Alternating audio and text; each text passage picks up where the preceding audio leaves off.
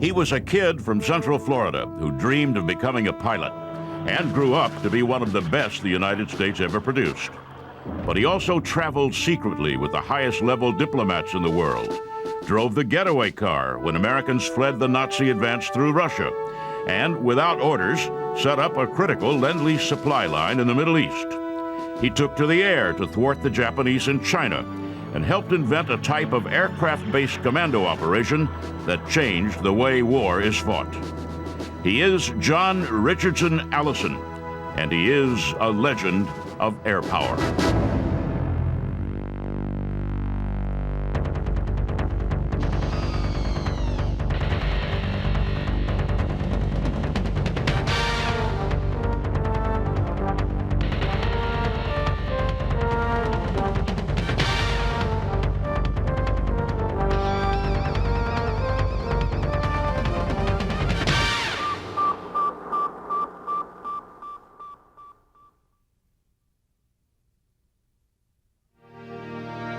While Florida today is a state of resorts and golf courses, Florida before air conditioning was empty, backward, and isolated. John Richardson Allison was born in 1912 in Micanopy, a town that, even after decades of population explosion, today boasts only about 600 residents. Soon after John was born, the family moved to Gainesville, home of Florida State University. Gainesville, his mother had decided, was a better place to grow up than Micanopy. While in high school, Allison had an experience typical of flyers of his era. He watched a biplane fly over and was transformed. Lieutenant Rudy, who had a brother who lived in our town, flew home in an Army Air Corps airplane, and he buzzed the town and made a magnificent noise. And I thought, gee, that's something maybe I'd like to do in life. Allison got a degree in engineering from Florida State and enlisted in the Army. He shipped out to far-off San Antonio to learn to fly. San Antonio in those days was as hot, dusty, and isolated as Micanopy. It was also fast becoming the center of American military aviation. During World War I, more pilots died in training than in combat. The wide open spaces around San Antonio attracted the Air Corps in large measure because planes could crash there without attracting much notice. Allison arrived at Randolph Air Base and trained on a PT-3, an open cockpit biplane that had more in common with a box kite than it did with modern aircraft.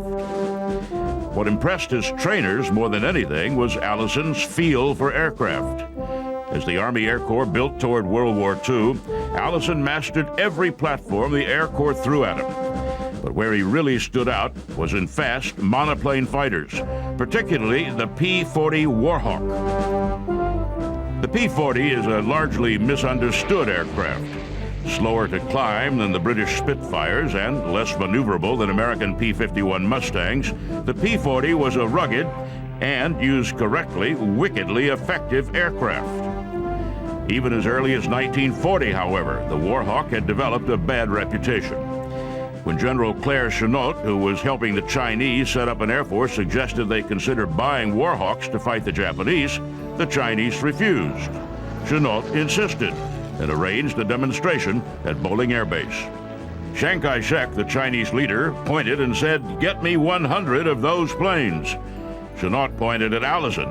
"You need 100 of those," he said. In March 1941, President Roosevelt started Lend-Lease, a program that allowed him to supply American allies in Europe without having to pay the political consequences of seeming to move America closer to war. England, which was then bracing for an expected German invasion, needed aircraft. The United States sent P-40s. While the Warhawks lacked the fast rate of climb the British needed to fight the Luftwaffe, their heavy armor and lethal efficiency close to the ground made them the perfect system for repelling a cross-channel invasion force. The Army shipped Allison to England to train the English in the use of the P-40. The assignment was scheduled to last only a few weeks.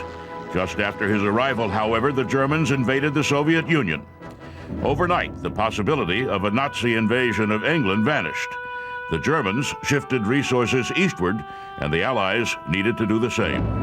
I went into the embassy and I found out that that night I was going to Russia with Mr. Hopkins. Mr. Hopkins was, of course, Harry Hopkins, then one of the most powerful people in the world. President Roosevelt's personal envoy and right-hand man, Hopkins worked the back channels of diplomacy to enormous effect. He was also, according to material declassified long after the war, a Soviet spy. Hopkins kept a finger on the pulse of virtually every activity going on in the federal government at that time, and of course played a key role in the relationship between the United States and the Soviet Union, as we know now, not perhaps from the purest of motives, during the Second World War. With only a few hours' warning, Alison found himself in Hopkins' traveling party, rolling north from London on a secret private train. Alison and the P-40s were on their way to Russia. Hopkins, who liked a stout drink at the end of his working day, invited Alison to join him in the dining car for cocktails. Alison, who did not drink, declined Hopkins' offer of whiskey, opting instead for a tall glass of lemonade. After the German invasion, the Soviet Union came close to collapse. The Nazis blitzed eastward, the Red Army scorching the earth as it retreated. Russian agriculture and industry lay in ruins. The Soviets, if they were going to sustain the fight, needed help. Alison flew to Russia with envoy Harry Hopkins in a Catalina flying boat, a long journey that arced far north of the Arctic Circle to stay out of range of German fighters. The P-40s Alison had been minding in England followed close behind, traveling by ship. Hopkins left Alison in Moscow as an observer. Though the Russians fighting for their national life were glad to have the aircraft, they did not show their gratitude in the way they treated Alison. One of the few American military observers in Moscow, the Soviets allowed Alison to see precious little. When you look at that, you see that they recognized that they were going to have to work with us for the length of the war, but anything beyond that point, they definitely had a vision of us as a rival that they would have to subvert and undermine. And undermine they did. Alison asked if he could visit the front. The Soviets refused. After training dozens of pilots to fly the American P-40, he asked if he could try his hand in a Russian fighter. He was bluntly rebuffed. And when Alison wanted to plot an air corridor through Siberia so that lend-lease aircraft could be flown directly from the American West Coast to the Russian front, the Soviets restricted him to Moscow. The only thing that made his situation bearable was the simple fact that even if he couldn't get to the war, at least the war was coming closer to him. Infused with a sense of history, he and the only other American officer in Moscow, Lieutenant Hubert Zemke, spent their nights on the roof of the American embassy, watching the German air raids. The Germans got right to the city of Moscow, and you could hear their guns all day long. And I sat in the embassy library in Moscow, and I read Mein Kampf. And I said, this is unbelievable. I said, this man wrote it all down. And whose guns are those that I hear out there right now? They were Hitler's guns. The American ambassador ordered the withdrawal of embassy personnel.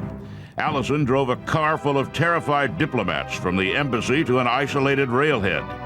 From there, the Americans moved east by train to the relative safety of Kubyshev on the Volga River. The Russians were also moving their factories and the workers. And if we were uncomfortable, it was just sad to see the discomfort that the factory workers had to put up with. They were being moved in boxcars, and their factory equipment was all on flat cars. And we'd sit there and watch the trains go by. Once again, remote from the war, Alison had no way of knowing what it was he was supposed to be doing. He could neither observe nor train, and heard only bits and pieces of news about what was going on around the world. It was in Kubyshev that he learned that Pearl Harbor had been bombed.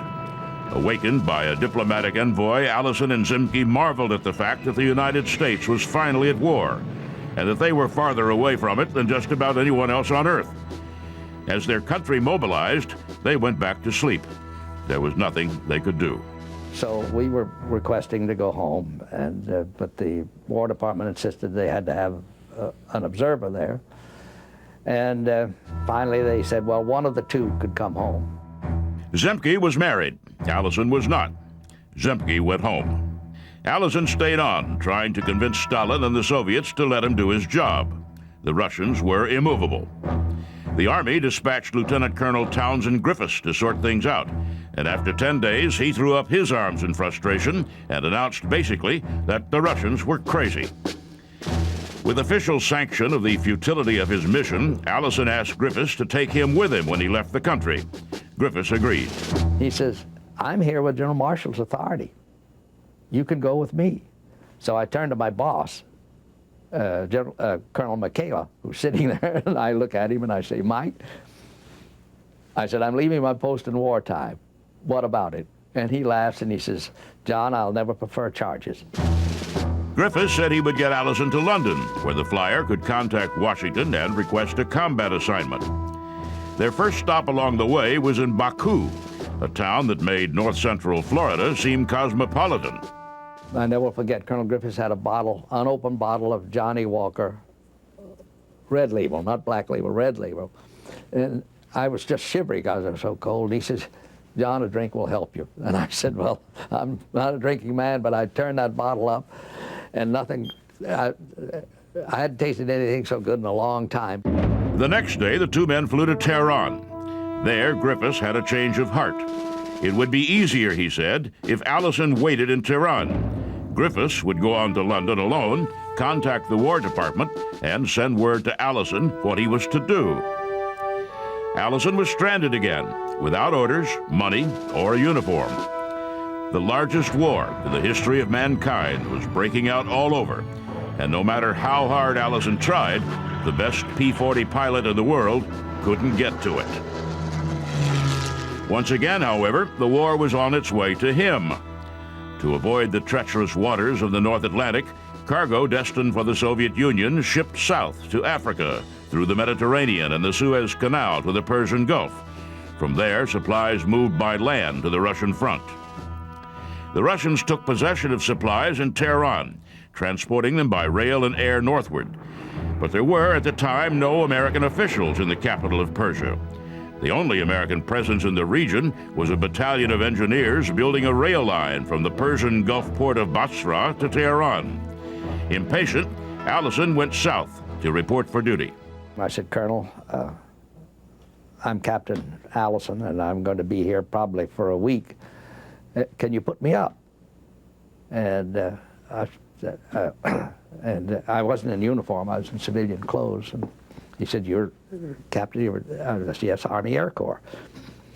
And he says, are you really an Army Air Corps captain? So I produced my identification. I showed it to him. Basra had little military significance. Aside from the engineers, the only military force there was an RAF unit shuttling British light bombers to the Russians. Alison volunteered to help, processing the bombers northward and handing them over to the Russians. One day, a lone American B-25 Mitchell flew overhead and landed at the airport. Convinced that his orders had arrived, Alison went out to meet it. There was a retired Pan Am captain standing there in front of it. And I drove up to him in my Jeep and I said, sir, is there anything I can do? And by this I had on khakis, but I also had on my Air Force insignia. And I said, is there anything I can do to help you? And he said, sign for this airplane. And I said, what do you mean sign for the airplane? He said, I was told to deliver it to the Army Air Corps right here in Basra, Iraq. And I said, there's no Army Air Corps here. And he said, well, you're an Army Air Corps officer, aren't you? And I said, yes, sir, I am. Alison was, though there wasn't a soul in the Air Corps who seemed to have any idea where he was. After a few minutes of consideration, he signed for the plane. The retired Pan Am pilot took him up to show him how to fly it. In 3 landings and takeoffs, Alison became a B-25 pilot. The B-25 turned out to be the first of several hundred coming from the United States for shipment to the Soviets. Soon after the arrival of that first craft, others started landing. Alison, the only officer of the Army Air Force in Basra, shanghaied 2 sergeants, a couple of RAF mechanics, and a few willing locals, and started what amounted to an Air Force of his very own. Because he well understood the Soviets' desperation, He moved the bombers to Tehran and started handing them over. It must have been 6 weeks or more when a delegation from Washington was coming through, and they spent the night with us. And I asked them, I said they were high-ranking, they were on their way out on an inspection trip to India and China. And I asked them, I said, have any of you heard anything about Colonel Griffiths? And they said, yeah, he's dead. Griffiths never made it to London. The British mistook his plane for the enemy and shot it down as it entered English airspace. And I said, well, there, but for the grace of God goes I, because I would have been on that airplane if he hadn't had second thoughts and said, in Tehran, said, get off. No one in the Air Force had any idea where Alison was or what he was doing. There was, after all, a war going on, and the misplacement of a single officer was really no big deal. So, with no orders, no pay, and a borrowed uniform, Alison set up a logistics operation that got Russia the aid that it needed. His orders didn't come through until June 1942. Report, the order said, to China. Alison got in one of his bootleg B-25s and headed across India toward the war. The first American Air Force to see combat in World War II was the American Volunteer Group in China. Famed as the Flying Tigers, the AVG was an unofficially sanctioned group formed to keep the Japanese from taking over China. The members of the American Volunteer Group were drawn from all American services. There were American pilots there who were formerly with the Marine Corps or the U.S. Navy or the U.S. Army Air Corps. But they were all there for one purpose, and that was to help China fend off these tremendously destructive Japanese bombing raids that were taking thousands and thousands of lives of Chinese citizens. When the United States entered the war, the Army Air Force formally absorbed the American Volunteer Group. John Allison reported to the 75th Fighter Squadron, formed out of an AVG unit under the command of Claire Chennault. Like the RAF during the Battle of Britain, the badly outnumbered AVG depended heavily on a system of forward observers who reported the movement of enemy aircraft. To thwart the American fighters, the Japanese flew their bombing missions at night, arriving like clockwork each night to bomb the airbase. By day, the Chinese filled the craters in the runways so the fighters could fly their daylight missions. The Japanese, used to operating with a free hand, did not bother to shield the exhausts of their bombers. Just arrived in the combat zone, John Allison suggested that fighters flying at night might be able to see the pale blue flames spewing from the Japanese exhausts. He recruited a friend to go up with him to find out. Circling over the airport as the Japanese attackers came in, Allison, who had tried so hard and so long to get into combat, found himself finally in the thick of battle. In fact, he found himself right in the middle of a formation of Japanese bombers. And of course they put their machine guns on me. And before I could pull the trigger, they started to hit me. They started right at the front of the airplane and came right down, rounds going through the cockpit. I'm sitting there, one goes through my parachute, one hits me in the left arm, and I don't know. This is the first time this has ever happened. It's a new experience. I don't know what. But I got the airplane slowed down, but I'm right in there with them at point-blank range.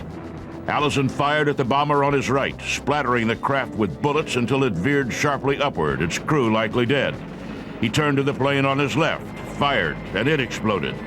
He then turned on the flight leader straight ahead and blew that plane up as well. I know I'm in deep trouble. I know I've been hit hard. The airplane is not running well. So I'm in hopes that I can get down to the airport. Well, I'm right over the airport at 15,000 feet. Start down just as fast as I can. The airplane is running badly. I didn't realize it, but I had a 5-inch hole right through the crankcase of the airplane. But the engine was still running. And I got down, and when I got to about 2,000 feet, maybe 2,500 feet, the airplane really began to catch fire. And I kind of panicked, and I decided that I had to get it on the ground as quickly as possible. He landed in a river. John Allison, the boy from rural Florida who had perhaps the longest journey from home to the war of anyone else in World War II, knocked 3 Japanese bombers out of the air his first time in combat. During his tour in China, he never flew against a Japanese force that was not numerically superior. The Imperial Air Forces outnumbered the Americans and Chinese 10-1. But armed with Chennault's tactics and with Allison's aggressive grit, the Japanese were never able to claim air superiority. That worked to the Allied advantage. We needed to keep China in the war to tie down large numbers of Japanese forces that otherwise could be applied to the war in the South Pacific and the Central Pacific or in Southeast Asia. In 1943, British Prime Minister Winston Churchill asked for American support of a daring British plan. Brigadier General Ord Wingate proposed setting up a huge guerrilla force behind Japanese lines, and the British lacked the transport to do the job. Churchill sent Wingate to brief President Roosevelt, who listened and approved the plan. He ordered General Hap Arnold to give Wingate the planes and pilots he needed. Arnold assigned Alison, who had rotated back to the United States, and Lieutenant Phil Cochran to the task.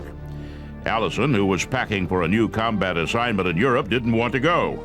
Arnold's orders were succinct: go out and fight. Alison and Cochran built a force of C-47s and enough gliders to move 12,000 troops and their equipment into China. They developed an entirely new method that allowed C-47s to snatch gliders off the ground without coming in for a landing, and they trained their pilots in what amounted to a whole new type of air war. On March 5, 1944, the 1st Commando Air Force took off. Alison typically did what was needed, piloting a Waco glider into the landing zone. The landing in Burma, far behind enemy lines, was typically rough. Alison leaped out, rifle in hand, ready to do battle. Now that indeed is where we see the forerunner of what we would call the Air Commando movement and the special operations legacy and heritage of the United States Air Force today. That's very much where you're doing untypical things. You're operating small numbers of aircraft, doing selective targeting, doing insertion of saboteur teams at night, doing aerial resupply of covert columns deep in enemy territory, minimizing your communication, doing aerial extraction of the wounded, making the first use of helicopters in American military history starting in 1944. It was a very interesting scramble on-the-go type air war. Arnold ordered Alison back to Washington to set up additional Air Commando forces. Sent with his 3rd Air Commando Group to the Pacific, he served as operations officer for the 5th Air Force and participated in the landings in the Philippines and in air operations against Japan. By the time the war ended, the kid from Florida, who hadn't seen much, had pretty much seen it all.